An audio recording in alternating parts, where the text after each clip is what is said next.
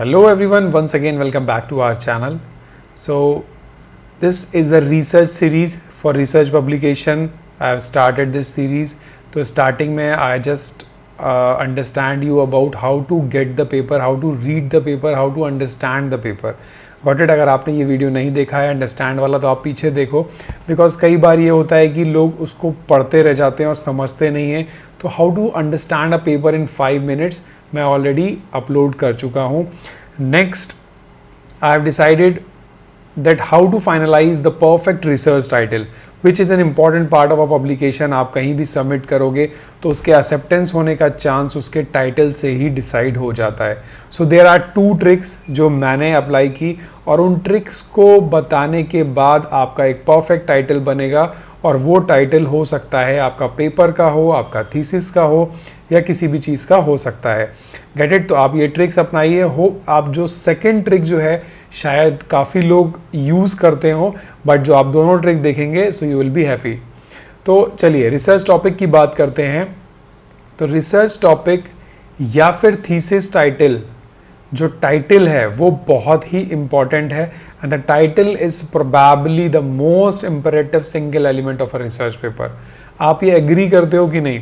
जब भी आप किसी सर्च इंजन पे जाते हो और पेपर्स को सर्च करते हो, लाइक अपने इंटरेस्ट के टॉपिक्स को, कोई कॉमर्स का है, कोई हिंदी का है, कोई लिटरेचर का है, इंजीनियरिंग के हैं, साइंस के हैं, तो जब भी आप पेपर को सर्च करते हो फ्रॉम एनी साइंटिफिक सोर्स किसी भी सर्च इंजन पे, तो आप सबसे पहले उसके अंदर वो कीवर्ड्स ऐड करते हैं.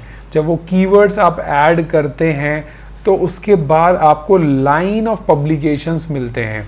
और आप उन पब्लिकेशंस को कैसे चूज करते हैं? What is the basis for choosing that paper? The basis is the only one. You will read the title of a paper और उस टाइटल में से जो आपको बेस्ट टाइटल लगता है कि जो आपके काम का है, that is the paper which you are looking for. आप उस टाइटल पेपर को चूज करते हो. So you can guess the important कि title is the face value of any publication. तो आप कहीं भी सर्च करेंगे, आप टाइटल देखेंगे, देन एब्स्ट्रैक्ट देखेंगे, then you will go through the matter of the paper. तो before starting I just like request you, जो भी पब्लिकेशन के लिए आगे बढ़ना चाहते हैं, you must understand your work. So आप मुझे बोलोगे यार how I am not able to understand my work. Most of the cases मैंने देखा कई स्टूडेंट्स के पास, कई पीएचडी स्कॉलर्स के पास ऐसा रिजल्ट्स होते हैं जो काम उन्होंने नहीं किया होता. क्या आप उसमें से एक हो? अगर हो तो मेरी बात ध्यान से सुनो. आप पहले उस काम को अंडरस्टैंड करो बिफोर प्रोसीडिंग टू पब्लिकेशन. जितना भी पब्लिकेशन के प्रोसेस में प्रॉब्लम आता है वो सिर्फ उन्हीं लोग को आता है जो इस काम को अंडरस्टैंड नहीं करते हैं. उनके पास सिर्फ रिजल्ट्स होते हैं और वो सोचते हैं मैं पब्लिकेशन स्टार्ट कर दूं. सारी प्रॉब्लम की जड़ वहीं से स्टार्ट हो जाती है. Got it? तो आपको पहले अपना वर्क समझना है, then you must start to write a paper. So पहली चीज, आपको पेपर स्टार्ट करने से पहले note all the major findings. जो भी आपकी फाइंडिंग्स आई है वो आपके सामने होनी चाहिए. अगर आपने वो काम किया है तो डेफिनेटली होंगी, अगर नहीं किया है तो डू सम लिटरेचर सर्च या फिर अपनी फाइंडिंग्स को टैबुलेट करें, राइट अप करें, सो दैट कि आप उसके टाइटल पे काम कर पाएँ. आपको उसकी findings, major points, major keywords सब पता होना चाहिए. तो चलिए बिफोर वेस्टिंग द टाइम, की तो मैंने इंट्रोडक्शन बताया कि टाइटल का इंपॉर्टेंस क्यों है, वो आप भी जान रहे हो, मगर बताना बहुत ज़रूरी था. एग्री और नॉट? तो चलिए मैं ट्रिक 1 की बात करता हूँ. Trick 1 is that ask yourself some questions and make note of the answers. आपको अपने से ही क्वेश्चन पूछने हैं, किसी और से नहीं. Got it? क्या पूछना है? चलिए. तो जो पहला क्वेश्चन आपको पूछना है that what is my research paper about. हो सकता है आपने जो काम पब्लिश करने जा रहे हो वो काम आपने 3 साल, 4 साल, 6 साल पहले किया हो और आप उसको भूल चुके हो. तो आपको पता होना चाहिए what is your paper about. तो एग्जाम्पल के तौर पे मैं अपना पब्लिकेशन के बारे में बताता हूँ कि my paper studies was that whether the fruit extract of Mallotus plant can be useful for wound healing potential. एक प्लांट है जिसके फ्रूट्स हैं, उसके हेयर्स हैं, उसका एक्सट्रैक्ट निकाला है और मैंने उसका वूंड हीलिंग पोटेंशियल देखा है, तो ये तो मेरा काम था. तो this is my paper about. Now the second question or the technique which you have to ask yourself is what techniques or designs you have used. So आपको पता होना चाहिए जो आपने काम किया है उसमें कैसे किया, उस ऑब्जेक्ट्स को, आपको फाइंडिंग्स को मिलने के लिए आपने वो कैसे काम किया. So my work is preclinical studies using various animal models, healing models, using rat, not mice, not rabbit, not monkey, not dog, using rats. तो मुझे अपनी डिजाइन पता होना चाहिए. Now, who or what is studied? I studied different doses of extract on experimental rats. That is clear for me. Now, what were the results? आपके results क्या थे? So results were there's an improvement in the healing potential. मेरे case में healing potential हुआ था. आप commerce के हो, आप हिंदी के हो, आप लिटरेचर के हो, इंजीनियरिंग के हो, कहीं के भी हो, आपको कुछ ऑब्जेक्टिव होगा और आपकी कुछ फाइंडिंग्स होंगी, तो आपके रिजल्ट्स क्या थे वो आपको पता होना चाहिए. तो ये आपको 4 बेसिक क्वेश्चंस पहले पूछने हैं अपने आप से, फिर उन क्वेश्चंस के बेस पे आपको कीवर्ड्स बनाने हैं अपने मेजर फाइंडिंग्स के, अपने मेजर वर्ड्स के मेजर कीवर्ड्स. 5 या 6 या 7 कीवर्ड्स आपको बनाने हैं. जैसे मैंने पहला बनाया अपने प्लांट का नेम, फिर फ्रूट एक्सट्रैक्ट, फिर मैंने किस पे काम किया था, wound healing. Now the animal models, animal study, healing improved हुई, सो इम्प्रूव्ड हीलिंग और वूंड. तो ये मैंने कीवर्ड्स को कुछ कंपाइल किया. थर्ड स्टेप जो करनी है, आपको उन कीवर्ड से एक सेंटेंस फ्रेम करना है. Create a sentence that includes the keywords you have listed. So मैंने एक सेंटेंस फ्रेम किया, मीन्स एक समरी बनाई 2 या 3 लाइन की. सो मेरी जो समरी गई वो मैं आपको बताता हूँ, आपको अपनी समरी बनानी है. So that study is on the experimental rats that investigates whether the Mallotus, plant का name, fruit glandular hair extract would be effective in improving the wound healing using 3 rat wound models. Effective in improving the wound healing using 3 rat models. तो ये तो मेरे एक normal सा sentence हो गया, कोई अच्छा बुरा सेंटेंस का बात नहीं है. आप जैसा भी सेंटेंस फ्रेम कर सकते हो अपने कीवर्ड से, आप एक सेंटेंस फ्रेम कर लो. तो मेरा लेंथ आ रहा है 27 words. Now what is the next step? The next step is delete all unnecessary और रिपीटेड वर्ड्स और द लिंक द रिमेनिंग. अब देखिए, दिस स्टडी इज ऑन, काट दिया मैंने. एक्सपेरिमेंटल रैट्स छोड़ दिया. इन्वेस्टिगेट्स, दैट काटा. इन्वेस्टिगेट्स भी काट सकता हूं. वेदर भी काटना चाहिए था, मैंने नहीं काटा, दैट इज माई मिस्टेक. मेलोटस छोड़ दिया, फ्रूट छोड़ दिया, ग्लैंडुलर हेयर एक्सट्रैक्ट छोड़ दिया, improving the wound healing, rat wound model, using काट दिया, 3 काट दिया. Got it? अभी ये हो गए 16 वर्ड्स. Got it? आपने कट छट किया 16 words. Now what is the next step? Delete non essential information and reward the title. अब आप टाइटल आराम से बना लेंगे. आपको बाकी सब हटाना है और इन कीवर्ड से एक सिंपल सा मीनिंग बनाना है. जैसे मैंने जो पब्लिश किया बीएमसी जर्नल के अंदर, which is the first title, Mallotus philippensis मेरे प्लांट का नाम, fruit glandular hair extract promotes wound healing on different wound models in rat.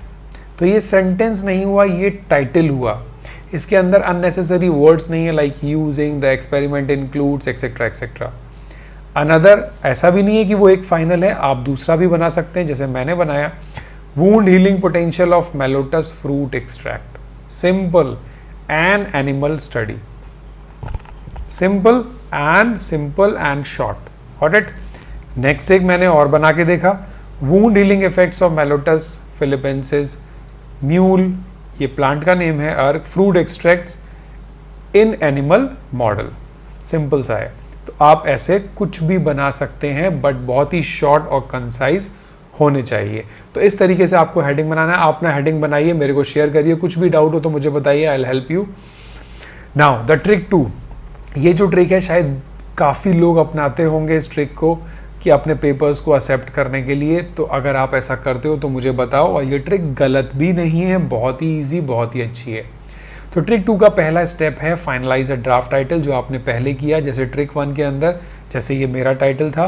Now the second step, आपको पबमेड या अच्छे सर्च इंजन पे जाना है जहां साइंटिफिक पेपर्स मिलते हैं और वहां पे एक बेसिक एक्टिविटी या कॉमन वर्क को सर्च करना है, बहुत बड़ा नहीं, कॉमन। अभी मैं आपको डेमो दिखाऊंगा। देन उसको कॉपी पेस्ट करना है बेस्ट पब्लिश टाइटल को, उससे कीवर्ड्स लेने हैं और उसको रीफ्रेम करना है अपने फाइनल टाइटल पे, और एक बेस्ट टाइटल आपको मिलेगा। उसमें से कैची यूनिक वर्ड्स को लेना है, अरेंज करना है और उसकी अवेलेबिलिटी ज़रूर चेक करनी है वेब पे कि ऐसा तो नहीं जो आपने टाइटल फाइनलाइज किया वो ऑलरेडी पब्लिश्ड है। Got it? तो ये चीज़ें आपको देखनी है। ये बहुत ही सिंपल ट्रिक है। चलिए इसका हम डेमो करते हैं। Let's start the online demo to follow the steps.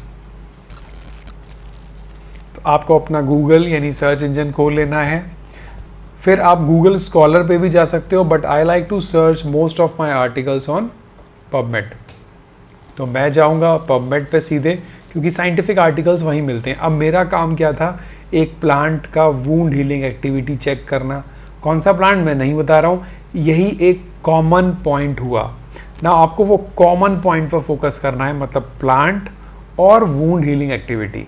तो अब मैं सर्च कर सकता हूँ wound healing activity of plant extract, not my plant extract, common plant extract. तो ये जो आपको रिजल्ट्स देगा, ये ऐसे रिजल्ट्स देगा जिन लोगों ने अलग अलग चीज़ों पे काम किया है। तो देखिए, the unexplored wound healing activity of urticaria extract and in vitro and in vivo study. तो मेरे को एक नया टाइटल मिल गया। मैं अपना लिख सकता हूँ the unexplored wound healing activity of Mallotus philippensis using animal model. Unexplored मिला ना आपको, अनएक्सप्लोर्ड वर्ड आपने देख के एक निकाल दिया। आगे बढ़ते हैं। वूंड हीलिंग एक्टिविटी उन्होंने पब्लिश किया in streptozocin in diabetic rat. Simple है, आप भी ऐसा सिंपल बना सकते हो।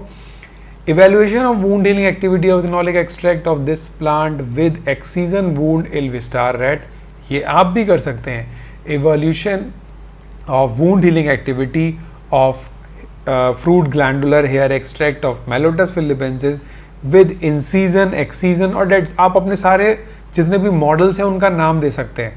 तो इस तरीके से आपको कैची वर्ड मिलेंगे। देखिए, थेरेपेटिक इफेक्ट्स, आप अब मैं ये भी लिख सकता हूँ, therapeutic effect of Mallotus fruit extract against the healing potential. इस तरीके से आप पॉइंट्स बना सकते हो। देखिए, wound healing effect of this, इन्होंने सिंपल बनाया। Potency of wound healing of this, देखिए एक नया वर्ड मिला, पोटेंसी। तो मैं भी अब लिख सकता हूँ Mallotus philippensis wound healing potency. Got it? तो आप इस तरीके से यहाँ से टाइटल्स ले सकते हैं जो ऑलरेडी इन वीवो, तो आप ऐसे भी लिख सकते हैं in vivo wound healing activity of my plant against using this model. Got it? तो आप ये काम भी, हीलिंग एक्टिविटी, देखिए healing activity of plant extract, तो ऐसे आपको चेक करना है बेसिक यहाँ पे डाल के, और उसके बाद जब अपना मेजर पॉइंट्स डालेगा तो आपको लास्ट जो अच्छे पब्लिश्ड पेपर हैं वो मिलेंगे, उनके बेस पे आप आगे काम बढ़ाएंगे। So is that useful? तो कैसी लगी ये ट्रिक? जो सेकंड ट्रिक है वो ज़्यादातर लोग यूज़ करते हैं, बट मैं बोलूँगा आप कीवर्ड्स को लेने के बाद एक बहुत ही इम्प्रेसिव टाइटल बनाओ, बिकॉज टाइटल जो होता है वो पूरे पेपर को रिफ्लेक्ट करता है। अगर आपने पेपर के अंदर बहुत ही मॉलिकुलर या बहुत ही अच्छा काम किया है और आप उस चीज़ को रिफ्लेक्ट नहीं कर रहे हो टाइटल के अंदर, तो हो सकता है वो वहीं से रिजेक्ट हो जाए। अगर टाइटल लंबा हो रहा है कोई भी प्रॉब्लम नहीं है, long titles are also very good. उसके अंदर सारी इंफॉर्मेशन आनी चाहिए। उस टाइटल को देखने के बाद लगना चाहिए कि आपके पेपर का जो लेवल है, आपका काम का जो लेवल है वो बहुत हाई है। इसलिए टाइटल आपको सिंपल नहीं करना है, कैची करना है, यूनिक करना है। Got it? और कैसे करना है ये मैंने बता दिया। सो thank you so much. Any questions you can comment. अगर आपको टाइटल फाइनल नहीं हो रहा है तो आप मुझे टेक्स्ट करिए, आई विल हेल्प यू। आप ईमेल करिए, टेलीग्राम पे मुझे मैसेज कर दीजिए, so that I will finalize your title also. But ये सीरीज़ अभी कंटिन्यू रहेगी। हम टाइटल लेंगे, उसके बाद एब्स्ट्रैक्ट लेंगे, full publication, reference etcetera etcetera, बहुत सारी चीज़ें हैं इसके अंदर. So I will cover each and everything step by step. So thank you, have a nice day. Information पसंद आई हो तो लाइक ज़रूर करना, सब्सक्राइब तो आपको करना ही है. Thank you so much for watching the video.